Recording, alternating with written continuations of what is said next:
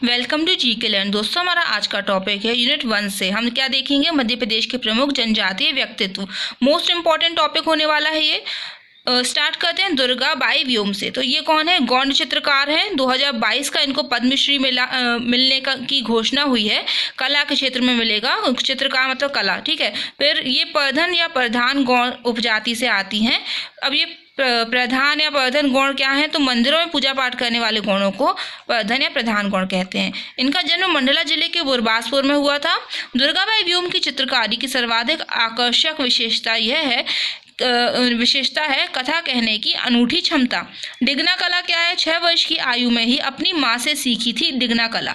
यह शादी विवाह और उत्सवों के मौके पर घरों की दीवारों, जैसे कि अपन वॉल आर्ट देखते हैं, और फर्शों जैसे कि रंगोली पर चित्रित की जाने वाली परंपरागत चित्रकारी का ये नाम है डिगना कला, ठीक है। परंपरागत चित्रकारी है ये। लोक कथाओं को भी बड़ी ही सरलता पूर्वक चित्रित करती हैं और जिसके लिए यह अपनी दादी की सदैव आभारी हैं और उन्हीं को ज़्यादा क्रेडिट देती हैं, जो कि उन्हें बचपन में खूब सारी कहानियाँ सुनाती थी, जैसे अपनी दादी नानी सुनाती हैं। फिर श्री नरेश चंद्र सिंह, राजा नरेश चंद्र सिंह, यह मध्य प्रदेश के पहले जनजातीय मुख्यमंत्री थे। 21 नवंबर 1908 को इनका जन्म हुआ था। शासक थे कहाँ के? छत्तीसगढ़ में स्थित रायगढ़ की सारंगगढ़ रियासत के ये शासक थे राजा नरेश चंद्र सिंह। शहीद मुड्डे बाई। 9 अक्टूबर 1930 की घटना टुरिया जंगल सत्याग्रह आंदोलन। सिवनी के मशहूर चंदन बगीचे में इन्होंने घास काटकर विरोध प्रदर्शित किया था। सिवनी के उस समय के डिप्टी कमिश्नर सीमन ने पुलिस को लोगों पर गोली चलाने का ऑर्डर दिया और इस गोलीबारी के दौरान 3 महिलाएं प्लस 1 पुरुष शहीद हुए थे। वो 3 महिलाओं में से एक थी हमारी शहीद मुड्डे बाई, बाकी 2 कौन? रैना बाई और दैमो बाई। और जो पुरुष थे वो थे बिरजू भोई, ठीक है। मुरझोर निवासी थे बिरजू भोई। और मुड्डो बाई या फिर मुड्डे बाई अमरीठ निवासी थी और रैना बाई खंबा निवासी और दैमो बाई भिलवा निवासी थी। फिर आते हैं सरदार गंजन सिंह कोरकू। इंपॉर्टेंट है। सरदार गंजन सिंह कोरकू का जन्म बैतूल जिले के घोड़ा डोंगरी के पास छतरपुर गांव में हुआ था। कई बार सीधे प्लेस पूछ लेते हैं, ठीक है। महात्मा गांधी जी के कहने पर 1930 में गंजन सिंह कोरकू ने घोड़ा डोंगरी जंगल सत्याग्रह में आदिवासियों का नेतृत्व किया था, ठीक है। यह आंदोलन बैतूल, बंजारी, ढाल, छिंदवाड़ा, ओरछा, सिवनी, टुरिया, घुनघटी, हरदा के जंगलों में व्यापक रूप से फैला हुआ था। इसी जंगल सत्याग्रह को क्या कहते हैं? टुरिया जंगल सत्याग्रह भी कहते हैं। 1963 में क्या हुआ? गंजन सिंह कोरकू जी का देहांत हुआ। भज्जू श्याम। ये भज्जू श्याम कौन है? ये आदिवासी गौड़ कलाकार मतलब चित्रकार हैं और गौड़ चित्रकार हैं और 2018 में इन्हें पद्मश्री मिला था। जबलपुर के पाटन गांव के निवासी हैं भज्जू श्याम। और ये अचानक से इनके बारे में क्यों पढ़ने लग गए? क्योंकि हमें आगे पढ़ना है जनगण सिंह श्याम जी के बारे में, जो कि अगेन गौड़ चित्रकार हैं, गौड़ कलाकार हैं। और जो ये भज्जू श्याम है ये जनगण सिंह श्याम के भतीजे हैं, मतलब चाचा भतीजे हैं, ठीक है। 1971 में इनका जन्म हुआ था। 1988 में जनगण सिंह श्याम के मार्गदर्शन में अंतर्राष्ट्रीय स्तर पर जाने, इंटरनेशनल लेवल पर गए, सोचो। फिर विदेशों में चित्रों की प्रदर्शनी लगाई थी इन्होंने। द लंदन जंगल बुक इनकी बुक है। यात्रा वृतांत है इनका, जब ये लंदन गए थे। और इम्पोर्टेंट क्या है इस बुक के बारे में कि ये 5 विदेशी भाषा में प्रकाशित हुई थी पुस्तक और 30,000 इसकी जो कॉपीज़ है, प्रतियाँ, वो बिकी है इस पुस्तक की। आगे चाचा जी कौन? जनगण सिंह श्याम। इनका जो जन्म था वो डिंडोरी जिले के पाटनगढ़ में 1962 में हुआ था। ये गौड़ जनजाति की उपजाति प्रधन या प्रधान गौड़ से आते हैं। जनगण सिंह श्याम एक गौड़ चित्रकार है, हम पढ़ चुके हैं। भारत भवन में चित्रकारी करने वाले चित्रकार हैं और जनगण सिंह श्याम ने गौड़ चित्रकला में सर्वप्रथम कागज और कैनवास का उपयोग किया था। गौड़ चित्रकला में हुए इस नए उपयोग को जनगण कलाम कहा गया। इसलिए इन्हें भारतीय कला के एक नए स्कूल, कलाम मतलब स्कूल, ठीक है, मतलब स्कूल जनगण कलाम का निर्माता माना जाता है। जनगण सिंह श्याम को 1986 में शिखर सम्मान से नवाजा गया था। और 2001 में अगर कोई पूछ ले भैया ऐसे कौन सा चित्रकार है जिनका जन्म तो एमपी में हुआ लेकिन मृत्यु इनका जन्म कहाँ हुआ था? डिंडोरी में हुआ था लेकिन मृत्यु जापान में हुई, ऐसा पूछेगा तो अपन क्या बोलेंगे? जनगण सिंह श्याम। 2001 में जापान में स्थित मिथिला संग्रहालय में जनगण सिंह श्याम जी की मृत्यु हुई थी। फिर आते हैं हमारे रघुनाथ सिंह मंडलोई। इन्होंने बड़वानी में नेतृत्व किया था। भिलाला जनजाति के व्यक्ति हैं ये और जिन्होंने 1857 की क्रांति में महत्व महत्वपूर्ण भूमिका निभाई थी, इम्पोर्टेंट रोल निभाया था। और बीजागढ़ के किले में मेजर कीटिंग ने इनको धोखे से बंदी बना लिया था। मंशू ओझा, इन्होंने नेतृत्व किया था ग्राम घोड़ाडोंगरी बैतूल।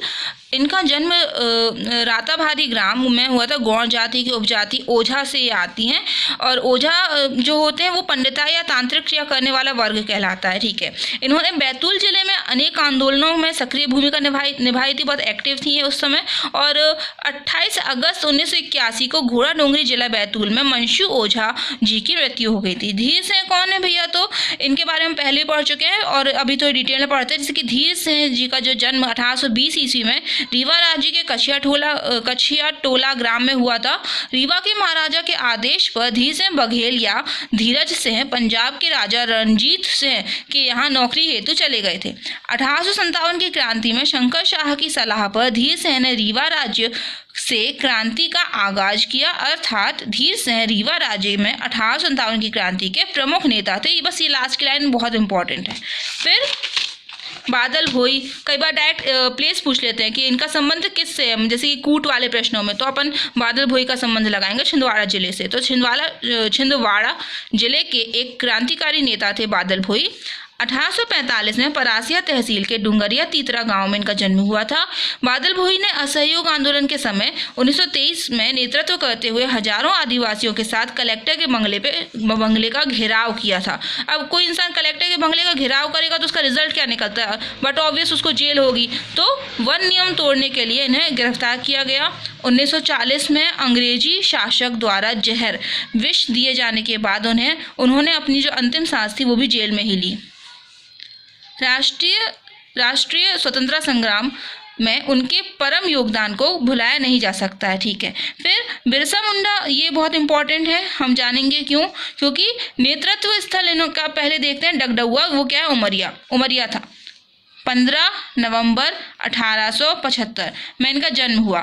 ठीक है, 15 नवंबर को बिरसा मुंडा जी की जयंती के अवसर पर पहली बार 15 नवंबर 2021 को जनजातीय गौरव दिवस के रूप में मनाया गया, या फिर इसी को बोल सकते हैं आदिवासी गौरव दिवस के रूप में मनाया गया। कारण क्या था भैया, आदिवासी स्वतंत्रता सेनानियों के अभूतपूर्व योगदान को सदैव स्मरण रखने हेतु, तो कहीं हम उन्हें भूल ना जाएं ये सब। फिर इनकी एक करंट का फैक्ट देख लेते हैं इससे रिलेटेड। वो क्या है कि लेजेंड्स ऑफ बिरसा मुंडा ये बुक है, ये किसने लिखी, तो लेखक है तुहिन सिन्हा, और इन्हीं के साथ में इनकी हेल्प की है इसको लिखने में अंकिता वर्मा जी ने। महाजनों के शोषण व अंग्रेज पुलिस अधिकारियों के खिलाफ छोटा नागपुर क्षेत्र में आदिवासियों के विद्रोह 1899 से 1900 का नेतृत्व बिरसा मुंडा जी ने किया था। फिर देखते हैं क्या कि 24 अगस्त 1895 को बिरसा मुंडा को दंगा करने के आरोप में दोषी बताकर उन्हें 2 साल के लिए कारावास जेल में डाल दिया था। 1897 में बिरसा को जब रिहाई मिली तो उन्होंने समर्थन जुटाने हेतु लगातार कई गांवों का दौरा करना शुरू कर दिया, विजिट करना शुरू कर दिया गांवों को। फिर इनकी जब मृत्यु हुई थी 9 जून 1900 को रांची जेल में वीरगति मिली थी इन्हें। फिर हमारे आते हैं अर्जुन सिंह धुर्वे जी, ये भी बहुत इंपॉर्टेंट हो जाते हैं। क्यों, क्योंकि इन्हें भी 2022 का पद्मश्री मिलने का घोषणा हुई है, और लोकगीत और लोक नृत्य करते हैं, ये कला के क्षेत्र में इनको मिलेगा मतलब। और बैगा लोक कला के ध्वजवाहक है, मतलब कि बैगा जनजाति से आते हैं। तो डिंडोरी जिले के रहने वाले हैं, एक चीज़ क्लियर हो गई भैया, बैगा हमें डिंडोरी में मिलते हैं, है ना। फिर कार्य क्या है इनका, तो बैगा लोकगीत और लोक नृत्य के हेतु मशहूर हैं। अर्जुन सिंह धुर्वे बैगा जनजाति समाज में स्नातकोत्तर ग्रेजुएशन करने वाले पहले शख्स हैं, साथ ही साथ ये प्रधान अध्यापक भी रह चुके हैं। पिछले 4 दशकों से वे जनजातीय कला को लोकप्रिय बनाने के काम में लगे हैं। अर्जुन सिंह धुर्वे जी मुख्यमंत्री से लेकर प्रधानमंत्री जी तक के सामने बैगा नृत्य को प्रदर्शित कर चुके हैं। अब एक मैप देख लेते हैं। इस मैप में हम क्या देखने वाले हैं मेनली, कि भैया बैगा कहाँ से आते हैं, भील कहाँ से आते हैं, और बचे हुए गौड़ कहाँ पे रहते हैं या फिर आते हैं। तो हम केवल इन तीनों को क्यों देख रहे हैं, बाकियों को क्यों नहीं देख रहे हैं, इन्हें क्यों स्पेशल अपीयरेंस मिल रहा है, वो इसलिए मिल रहा है क्योंकि हमने जब नोट्स बनाए तो ये देखा कि जितने भी ज़्यादातर जो जनजातीय व्यक्तित्व हैं या तो वो भील हैं या फिर वो बैगा हैं, और अगर ये दो नहीं है तो फिर वो गौड़ या फिर गौड़ की उपजाति से आते हैं। तो ये हमें जानना जरूरी है मोटा मोटा कि भैया ये रहते कहाँ पे हैं। तो जैसे कि हमने अर्जुन सिंह धोएवर जी को पढ़ा, ये बैगा हैं, तो भैया बैगा में कहाँ के हैं, डिंडोरी के हैं। तो पता होना चाहिए कि बैगा कहाँ मिलेंगे, डिंडोरी, मंडला, बालाघाट, शहडोल। भील कहाँ मिलेंगे, खंडवा, खरगोन, धार, झाबुआ। गौड़ कहाँ मिलेंगे, ये अपनी नर्मदा नदी है, ये नर्मदा नदी है ना। तो इसके उत्तर में और दक्षिण में, अब कोई डिफाइन एरिया भी तो हो, उत्तर दक्षिण क्या, तो उत्तर में विंध्य रेंज और दक्षिण में सतपुड़ा रेंज, ऐसे यहाँ पे गौड़ मिलेंगे। लगभग संपूर्ण मध्य प्रदेश में मिलेंगे, लेकिन यहाँ मेनली मिलेंगे। और भी जनजाति हैं जैसे कि कोल भी है, थर्ड मोस्ट इंपॉर्टेंट है, लेकिन वो यहाँ पे मेंशन नहीं की क्योंकि उनके कोई जनजाति व्यक्तित्व का हम यहाँ पे डिस्कशन नहीं करने वाले। अब किन के बारे में पढ़ रहे थे अपन, अर्जुन सिंह धुर्वे जी के बारे में। तो 1993 से 94 मध्य प्रदेश सरकार ने उन्हें तुलसी सम्मान से सम्मानित किया था, विभूषित किया था। विशेषता क्या थी, बैगा का परधोनी नृत्य। बैगा जनजाति का मुख्य नृत्य अगर कोई पूछ ले तो वो है परधोनी। इसमें मोर, हाथी, घोड़ा, अपन होली में जाते हैं ना, बोलते पापा ये मुखौटा ले दो, तो बस वही मुखौटा। तो मोर, हाथी, घोड़ा आदि के मुखौटे में प्रस्तुति दी जाती है, वो है परधोनी नृत्य बैगा जनजाति का। अब भैया आते हैं राम सहाय पांडे। वेट अ मिनट, ये तो पांडे हैं, ये तो ब्राह्मण है, अपन तो जनजाति व्यक्तित्व पढ़ रहे हैं, अचानक से ये ब्राह्मण यहाँ पे क्या कर रहे हैं। तो भैया इम्पॉर्टेंट है, इसलिए इनके बारे में पढ़ रहे हैं। क्यों इम्पॉर्टेंट होगा, क्योंकि ये एक ब्राह्मण है, पर इन्होंने एक ब्राह्मण होते हुए भी राई नृत्य सीखा, जो कि बेड़िया जनजाति के लोग करते हैं। ठीक है, महिलाओं का बेड़िया नृत्य है, पर अब इन्होंने सीखा, इन्होंने देखा, इनको पसंद आ गया, इन्होंने बचपन से ही ठान लिया भैया। अच्छा, इनके बारे में जान ही लो कि क्या हुआ। 2022 का पहली बार तो पद्मश्री इनको मिला है कला के क्षेत्र में, है ना। ये डांस करते हैं और मृदंग बजाते हैं। बुंदेलखंड के लोक कलाकार कहलाएंगे। तो फिर बुंदेलखंड के लोक कलाकार राम सहाय पांडे जाने माने राई नर्तक हैं। 11 मार्च 1933 सागर जिले के मडधारपठा ग्राम में इनका जन्म हुआ था। गरीब परिवार से थे। बचपन में मेला घूमने तो हर कोई जाता है, तो ये भी गए। पहली बार इन्होंने राय नृत्य देखा, फिर इन्होंने मृदंग बजाना शुरू कर दिया। लेकिन बुंदेलखंड के सामाजिक नजरिए से राय नृत्य ब्राह्मण परिवारों के लिए अच्छा नहीं माना जाता है। एक टाइप से मान लो कि वर्जित है, पूर्ण वर्जित। फिर कई वर्जित है नहीं था। कई परेशानियों के बीच उन्होंने मृदंग बजाना सीखा और राय नृत्य करना सीख लिया। 1964 में आकाशवाणी भोपाल ने उन्हें मंच प्रदान किया, जहां पांडे जी ने तत्कालीन उस समय के मुख्यमंत्री गोविंद नारायण की उपस्थिति में राय नृत्य की प्रस्तुति दी थी। और तभी से ये छा गए, मतलब कि तभी से इनके नृत्य और कला की सराहना शुरू हुई। बहुत ही ज़्यादा इंपॉर्टेंट व्यक्ति आते हैं हमारे टंट्या भील। इन पे प्रश्न आया था एग्जाम में, MPPSC में। इनका वास्तविक नाम पूछ लिया था। तो इनका जो जन्म है वो खंडवा में हुआ। इधर देख लेते एक बार, इनका जन्म कहाँ, खंडवा। मृत्यु जबलपुर 4 दिसंबर 1889 को। समाधि स्थल पातालपानी, इंदौर, महू। ठीक है, तांतिया मामा के नाम से भी जाना जाता है इन्हें। और भील जनजाति के लोग टंट्या भील को एक देवता के रूप में पूजते हैं। टंट्या भील को गुरिल्ला युद्ध पद्धति में निपुणता हासिल थी। टंट्या भील को 1857 के स्वतंत्रता संग्राम का आदिवासी जननायक कहा जाता है। और जो इनका क्षेत्र था वो खरगोन का ये नेतृत्व कर रहे थे। तो कोई इनसे पूछें कि जन्मस्थली खंडवा और इनका कर्मस्थली खरगोन, मतलब कि ये टोटल निमाड़, पहले तो खंडवा खरगोन नहीं था, निमाड़ कहलाता था, तो निमाड़ क्षेत्र के थे। फिर इनका हुनर क्या क्या था, गुरिल्ला युद्ध पद्धति में निपुण थे, महान निशानेबाज प्लस पारंपरिक तीरंदाजी में दक्ष, दावा और फलिया। जैसे कि एग्जाम में पूछ लेता है उपनही क्या होता है, वो जूता निकला था, है ना, तो वैसे ही पूछ लेगा फलिया क्या होता है, तो हम बोलेंगे हथियार। इनका मुख्य हथियार था, बंदूक चलाना भी सीखा था इन्होंने। उपाधि इनको मिली थी इंडियन रॉबिन हुड की, अंग्रेजों ने कहा था इंडियन रॉबिन हुड। मामा कहते थे आदिवासी लोग प्रेम पूर्वक, और आदिवासियों का रॉबिन हुड भी इन्हीं का अन्य नाम था। फिर कार्य क्षेत्र देखें इनका, तो मध्य प्रदेश के बड़वाह से लेकर बैतूल तक टंट्या भील का जो क्षेत्र था, कार्य क्षेत्र फैला हुआ था। करंट का एक फैक्ट आता है, वो ये है कि प्राथमिक स्वास्थ्य केंद्र मानपुर का नाम होगा टंट्या भील स्वास्थ्य केंद्र, इंदौर। कहाँ है मानपुर में, ये इंदौर में है। फिर दो और फैक्ट ऐसी कवर होते हैं, जैसे कि इंदौर स्थित भंवर कुआं चौराहे का नाम टंटिया भील चौराहा होगा, और इंदौर में MR10 बस स्टैंड का नाम भी टंटिया भील बस स्टैंड होगा। फिर वह अंग्रेजों की छत्र छाया में फलने फूलने वाले जमाखोरों से लूटे गए माल को भूखे और शोषित आदिवासियों में बांट दिया करते थे। रईसों से लो और गरीबों को दो, ठीक है, यही एक रॉबिन हुड करता था, इसलिए इन्हें रॉबिन हुड कहा गया। फिर 10 नवंबर 1889 को उनकी गिरफ्तारी की खबर न्यूयॉर्क टाइम्स में छपी थी, और जिसमें इनको भारत का रॉबिन हुड कहा था। और सत्र न्यायालय जबलपुर में उन्हें 19 अक्टूबर 1889 को फांसी की सज़ा सुनाई गई थी, और 4 दिसंबर 1889 को इनको फांसी दे दी गई थी। कहाँ? जबलपुर में, ठीक है।